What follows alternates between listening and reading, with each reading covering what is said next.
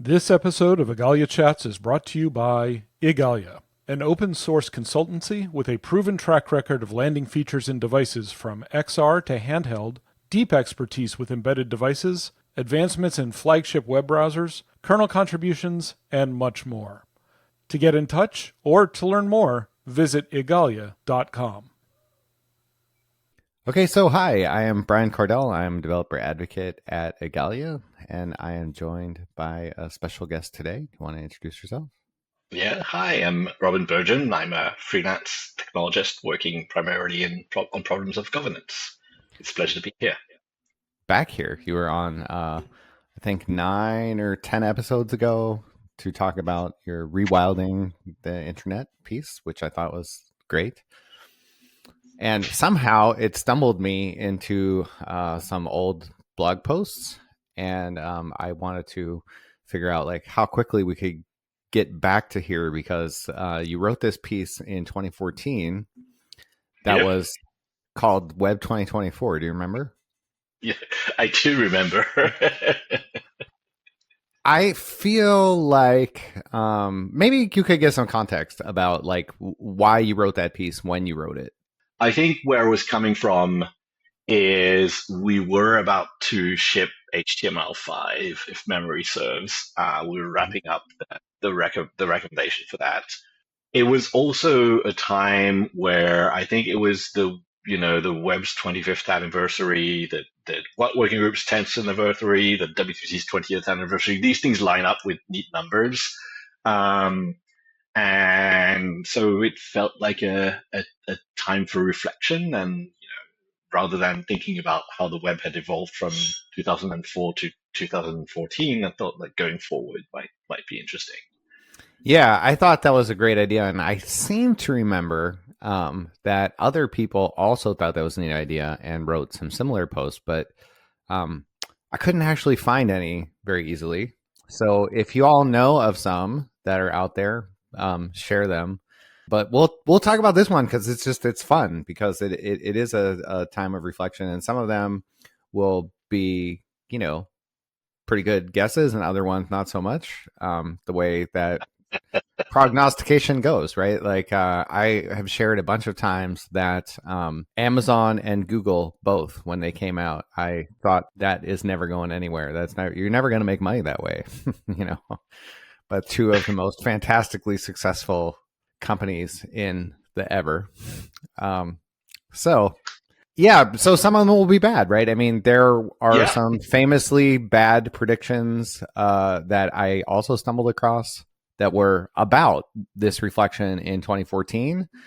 So people were like, "Hey, let's reflect on some things about the web that people made since we're talking about this anniversary of the web." And one was Bill Gates said that spam will be gone within 2 years in 1994. And also somebody said like nobody will ever make any money on the internet. Also Right. clearly very wrong. As we just said, those two companies are two of the most profitable, lucrative companies ever. So yeah, anyway, I thought it would be fun. So you wrote this piece that was predictions. Yep. And you're right. It was that piece was surprisingly popular at the time. I think it was and might still be one of the blog posts I've written that was read the most, at least in a short period of time. Um, I don't keep stats, so I don't remember the details, but it was in the hundreds of thousands of hits within a few days, and it was like picked up by Smashing and a whole bunch of venues with lots of developer outreach, and indeed a lot of people did write about how they agreed with like maybe one thing and disagreed with nine others and had their own other protections. So it was quite fun. Actually, I had a notification in my calendar, which I set back then for this year, this July, to get back to Simon St. Lawrence about those predictions because I remember he disagreed with me quite strongly. I completely forget what about, and we were supposed to get a beer talk about it 10 years later. So I got the calendar notification. I sent him an email. I failed to reach him, unfortunately. But yeah, it was fun. It was a fun thing. And interestingly, that blog post actually landed me a job. Nice. Because in there's a paragraph somewhere towards the end where I talk about how in this wonderful world of 2024, the scientific community has realized that using PDF is the dumbest thing ever, and has finally switched to some good, some decent formats involving HTML and semantics and stuff like that. And because of that, the CEO of a small startup called Science.ai that was working on scholarly tooling reached out and offered me a job, which I took and moved to New York for at the time. So yeah, it was a pretty big deal, even though, as you might notice, we are in 2024 and PDF is still a pretty big thing in scholarly publishing. So I don't think we've reached that. I don't think that prediction has come to fruition, unfortunately. There are some aspects of that are interesting, though. Like that same paragraph you say, linked with better support for MathML, specialized dialect of HTML eventually surfaced for scientific publishing. It was recently made the default format of the archive. This is just quoting your, that's not a thing that actually happened, but it's not far, though. Like, it's not far. Like, they have a HTML format in archive that is this year, and it is in no small part because of greater support for MathML. Yep. I guess you could also say that a lot of PDF viewing is actually via like PDF.js. Yep. So it is still somehow in the browser in a weird way. But yeah, anyway, it's an interesting prediction that maybe is closer than you think. Like, I mean... We're definitely closer than we were 10 years ago. MathML support has massively improved. That's certainly true, and that's in great part thanks to Igalia, I believe, if I'm correct on that one. Sure. It's certainly true that the archive now supports HTML output. It is promising. When it comes to rendering PDF in the browser, I think that's a tribute to how powerful browser-based rendering has become. It's still somewhat sad because PDF as a document format is not very accessible, has very poor semantics, and is terrible for anything from mobile rendering to cutting and pasting. So even though we're rendering it in the browser, I wouldn't count that one as a success just yet. Yeah, I think it's better than the situation was in 2014, but I still don't think it's good. I don't. Here's when I want a PDF. Never. Same, but if you want something that's downloadable, like I do most of my, scholarly reading on my Remarkable, you need a package format that supports a number of features, and EPUB never broke in that world, right? Yeah, let's go back to talking about the because I think we'll come to some of that in the predictions. So one that you predicted was that there would be a rise in single page apps, and you were right. So nobody can see you laughing hysterically, but I can share that Robin is falling off his chair with laughter. Do you want to talk about what you said in the prediction, or do you want me to? I did say that SPAs would become, big, and indeed they have. So, that certainly matters. I did say that service workers and frameworks built on top of them would become big, and that I think that has been correct. Mm-hmm. However, I did imagine that as part of a world in which we would see a lot more JSON-based backends that could be interoperable between websites. That has not happened. So, the idea being that you have an SPA that's basically just the shell for your website, and sort of like the backend has like some rich semantics that are not RDF, but like can be interchanged across websites. That hasn't happened at all. And also this idea that, in the blog, I talk about the fact that there's basically no such thing as native. It's blurred completely between web and native. I don't think we're there either at this point. Yeah. Yeah, definitely not. But you made this observation that, like, yeah, actually everybody thinks of SPAs as a great match for applications, but they're actually a pretty good choice for content in a way, because on my blog, I write the content. The content is its own piece, and then it's just the shell around it. And like, why do I have to send this shell down the wire every time? Yeah. I wonder why we haven't really addressed that. I mean, we have a few times open issues about it, but we just seem to not. I think essentially you could today build a website that way, right? If you leaned really hard into custom elements, it could work that way. People haven't built things that way quite yet.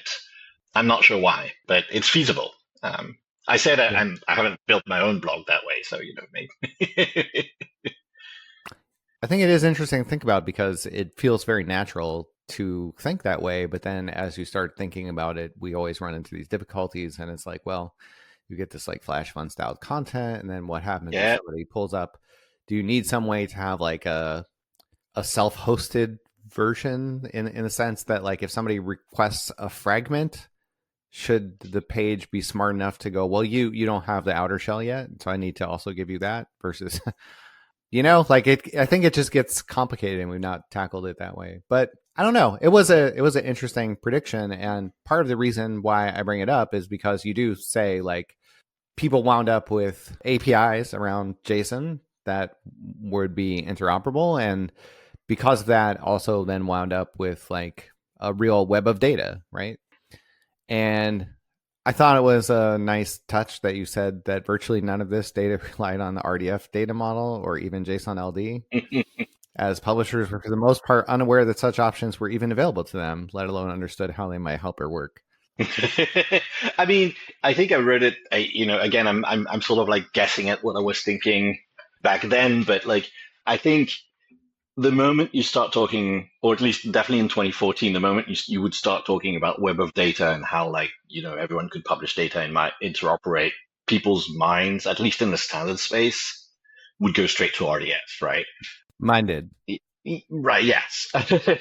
And the problem with RDF, and I would put it in the same bag as other technologies like SOAP, for instance, is that they are so general purpose and so lacking in opinionated approach to the problem that they're trying to solve that you end up basically having to bring your own opinions. And then when you bring your own opinions, you no longer interoperate well with others, or you have to do extra work that, that the format itself doesn't provide you with.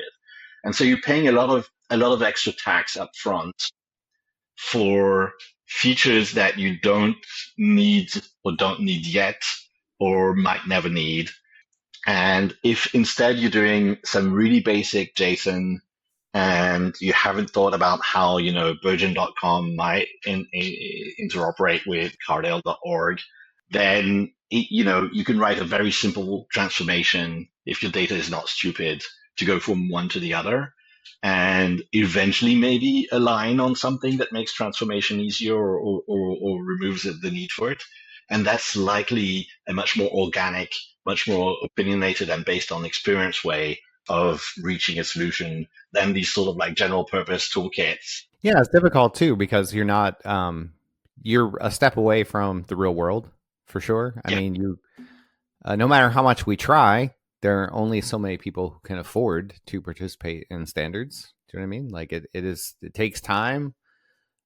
So you only get so many use cases, so many voices, so many opinions, and there's a lot of curveballs out there. Like, I mean, I think as everybody knows, and like we have some people at least who are very, very good at predicting those and helping us avoid the pitfalls. But it's, hard to impossible to make stuff preemptively like that. And so I remember reading this and thinking like, yes, I love it, because this is what I was advocating. We should focus on, like, we should refocus standards on figuring this out, right? Like, how do we let things organically bloom and then recognize when there are opportunities to align the stuff that already exists, the 27 different approaches that are very, very close, but different, to talk to one another and make agreements to become interoperable. I thought custom elements would give us this. It might. It still might. Yeah. But it's relevant because actually in 2014, you and I both gave a talk with Marcos Caceres. Not a talk. We led a breakout session at TPAC that was called After 5. Remember that? Yep. And then I was given the sort of AC badge for jQuery, and I made a plea to W3C to start thinking about this. Like, how do we be monitoring the situation and as it develops and help it toward agreement, and then write it down, like make it official. It is actually in a lot of cases the way that W3C worked historically. Nobody just admitted it because the early HTMLs, there was a lot of effort to standardize stuff, but in the end, a lot of it was ultimately writing down what it was there. Yeah. And I think your efforts and the efforts of a few others were quite successful in bringing the jQuery kind of feature set to the DOM, right? The people who use the DOM today might not realize just how clunky it used to be to get anything done, like in the vanilla DOM. It used to be extremely painful. Nowadays, I haven't even thought of using a library on top of the DOM when I need to manipulate the DOM, right? There's still other things like having, a virtual DOM and having an update lifecycle that makes sense for custom elements where you want to use a library. So I tend to use like lit HTML, for instance, quite a fair bit because it fills in those gaps nicely. And I really wish we standardized some of that stuff. But if I want to manipulate the DOM, I just hit the DOM and it's really easy. And that's because it basically did what you just said and stole, features from jQuery left, right, and center. Just the basics, not even a crazy amount, but just the thinking and the approach of hey, maybe methods can have an arbitrary number of arguments and it doesn't matter. If you want to append multiple elements, just put those three damn elements in there and it'll append them, right? And that was moving away from the idea of a DOM that had to work for Java and C# and whatever else to a DOM that was an in-browser thing where we could actually use JavaScript and therefore match the idiom. So I thought that was very successful. Yeah. That I was just wanting to point out that is also one of your predictions. At some point, someone underwent the epiphany that enabling developers to produce high-performance content is at least as important as the raw performance of the runtime itself. This finally led to DOM to catch up to jQuery in terms of usability and making it possible to live without it and thereby remove its loading impact. So, A+ on that one. So, the jQuery part, yes, but the part where people don't no longer load a framework. Yeah, true. Fair. But to be fair too, though, you do even if you rewind this podcast, unless we cut it, you did talk about how you predicted that frameworks would spring up around SPAs and things. And right. So I don't think the problem is loading a framework, because I do think that the web itself has to be generic in a little bit the way that you were saying, where if it's too generic, you have to solve too many things. I think that inevitably some kind of frameworks are probably inevitable. Right. Yeah. I do think it makes sense to need frameworks, because frameworks bring something that you wouldn't want a browser to do, in the sense that a good framework will be opinionated about things like your life cycle and such. That being said, I think we could lighten up some frameworks. I think definitely supporting some VDOM directly in the browser could help there. Some very basic forms of templating, the kind that Lit has, for instance, would also be pretty useful. But yeah, no, you're right. Frameworks, I think, are unavoidable. I think the question is, how do we make them as lightweight as possible? You had another one in here that I feel might be related to that, which is the same ability to pre-process arbitrary content before it is loaded applies to audio and video, which, given the performance now available, has become essentially JS self-decodable formats, putting an end to the seemingly endless stranglehold of the codec IP mafia. So, is this web codecs that you're talking about? Yeah, no, I mean we're headed there, and you could also think of just like pure WASM as a way of implementing that. Ah, sure. Um, so yeah, I think we're essentially largely there. The situation, 10 years ago was really like everything's like Flash and real video. I mean, it is Flash had already like started dying in earnest, but Yeah. it was still controversial to talk about native video, in part because that led to the entire EME and DRM discussions. But so a lot of content out there was not native HTML video, and so the codecs issue was really key. I think you're right that this is smoothed over in the intervening years. I don't hear people complaining about video and audio codecs as much today, Definitely, right? definitely. Are we in a place where you could use WASM and web codecs to like make it popular in the first place, or is that like a I mean, it would probably still be quite rough. One way to think about it is, and because you were involved in that, if you had to do responsive images today, like what would you need from the browser in order to get that kind of rendering done right? Because like, if we're talking image formats, preloading a WASM, using that to decode a format and somehow converting that format to pixels seems feasible. It might be clunky, but it might have some rough edges, right? yeah, yeah. If you want to support any kind of like image format, you might need something nasty like having your image decoder be able to talk back to the network layer. Um, for instance, if you want to support like wavelet images that have multiple built-in resolutions Hmm. and you wanted to render them yourself, right? You do need to request more bytes, right? But yeah, I don't know. It could be interesting. It would be fun to try and to see what works and what's rough about it. It's a tricky one, right? Because so like I think that people would make a lot of arguments. Like there were arguments made by like Hixie even. Like if the web natively supported audio and video, it would be like such this huge boon, and like you can have this streaming and this is very efficient and blah blah blah.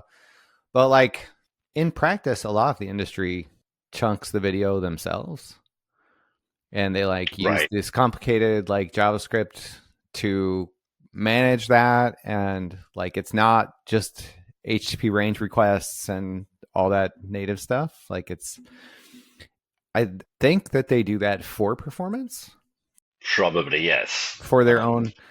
We actually should have some people on from Igalia's multimedia team to talk about that, because that's an interesting thing. Let's go back to predictions. So you also made a prediction that was related to DRM. Yeah, I mean that was completely wrong. We still have DRM. We just don't fight as much about it anymore, Hmm. right? It was a hot topic in 2014. It was really hot in 2014. Yeah.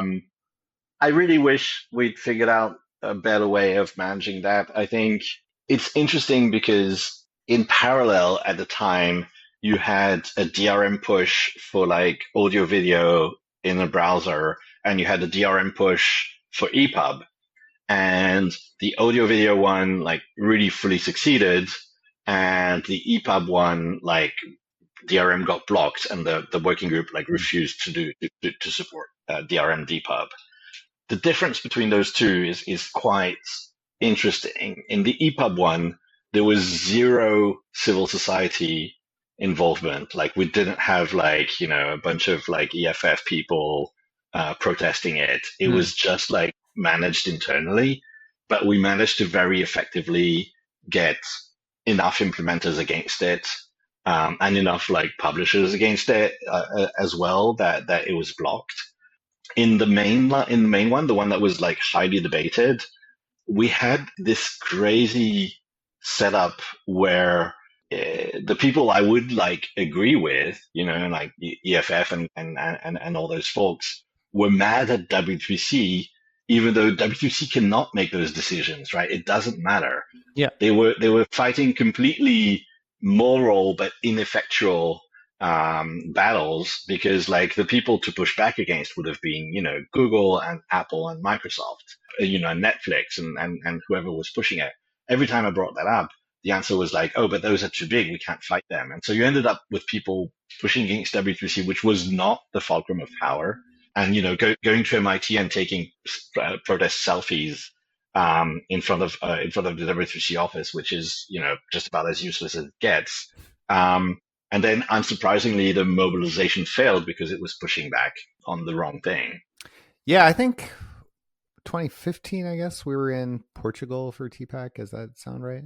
It's probably right. I was no longer involved in W3C at that point. So that was still going on then. And I remember there were like literally worldwide protests at this point about this. But like you say, they were protesting like W3C events. And I went and talked to like people who were protesting. I went and talked to them because I was like, why does it bother you that W3C wrote it down? Because they're just saying like it exists. It is already mostly interoperable. We should acknowledge that and formalize it and write it down and make it as maybe unfortunately good as we can. And then also it's good that it brings in a lot of players who would ultimately otherwise be just competitors with the web. Like they would be pushing to be complete competitors with the web. And also, make it royalty free so that open source implementations can support it. Exactly. And also bring accessibility requirements to the center.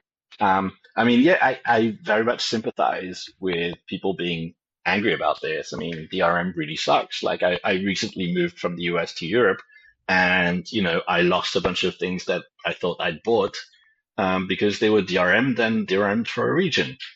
That kind of thing should be illegal. Like the people who do that kind of stuff, and I'm looking at you, Spotify, should go to jail for that kind of stuff, right? But it's legal and it's how the world works. And the W3C's current setup, as you said, is largely voluntary. It's not entirely voluntary, but it's largely voluntary.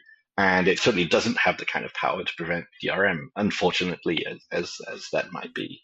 So yeah, I was hoping that people would catch that. I was hoping that those people would use the patent process to block deployment because that would have been a very interesting use of IP. I was hoping that they would protest the people actually making it happen, but no, this sort of like misunderstanding of how power works in the digital space was, I think, unfortunate and also very revealing of the lack of understanding of how internet governance and digital governance works in general. You predicted that in the late 2010s, someone would implement a complete XSL FO processor in pure CSS, and that the publishing industry switched to full web standards and drank champagne. I don't think that has happened, but I think you could. I think you actually could.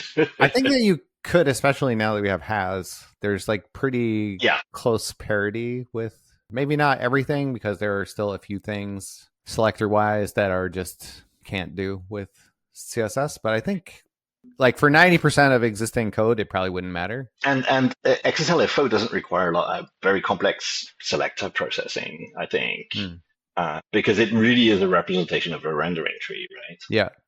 And so not that I would spend time on it, but I think it's entirely feasible. You could get very close. I'm convinced you could get very close to that. No one's done it because no one cares, but you could get very close. It would be a fun project. You had a whole industry of applications built atop network service discovery, make it possible to control how your camera can tell your car to produce the best amount of color lighting for a dusk shot, and a host of other vital intra-device interactions. Yeah, none of that's happened at all. I don't think that happened. But you did have this thing about the TV industry, and I don't know, how do you feel about this? Because honestly, like a lot of the TV industry is at least using embedded browsers. And I can't tell from reading your thing if it's like it has become an example of what you said was the bad thing, or if it's kind of moved forward, like we're in a better place now.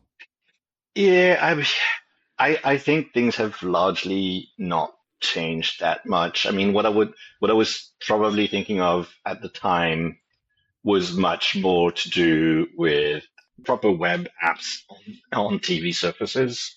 Hmm. Um, but I don't think apps on TVs have taken off at all.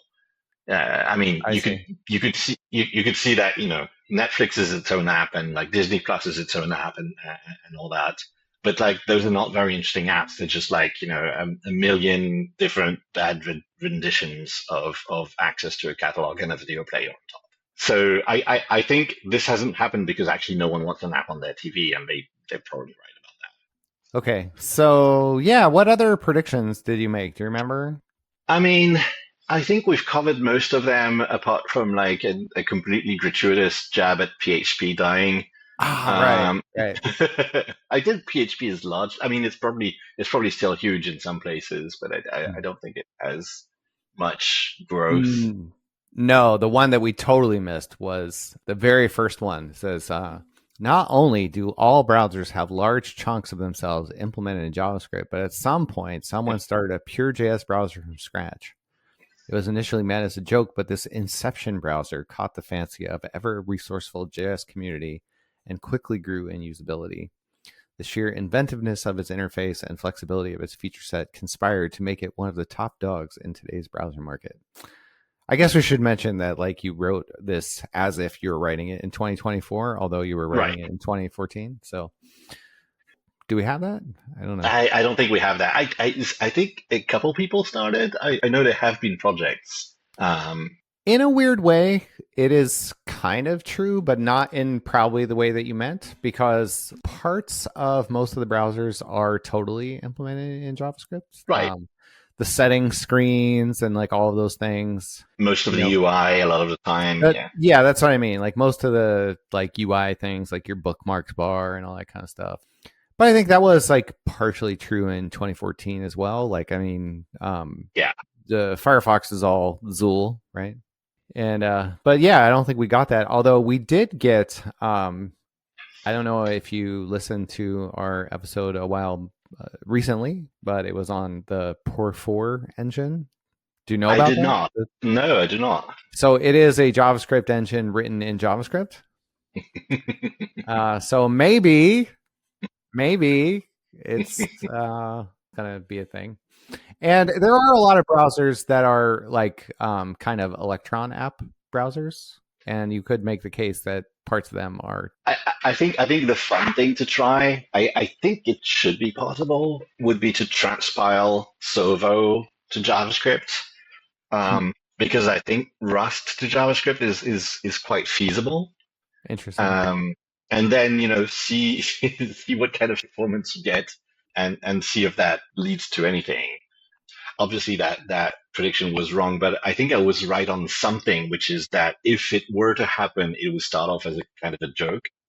Right. Or at least a dare, or it's like, yeah, screw you, I'm going to do JavaScript and JavaScript kind of thing.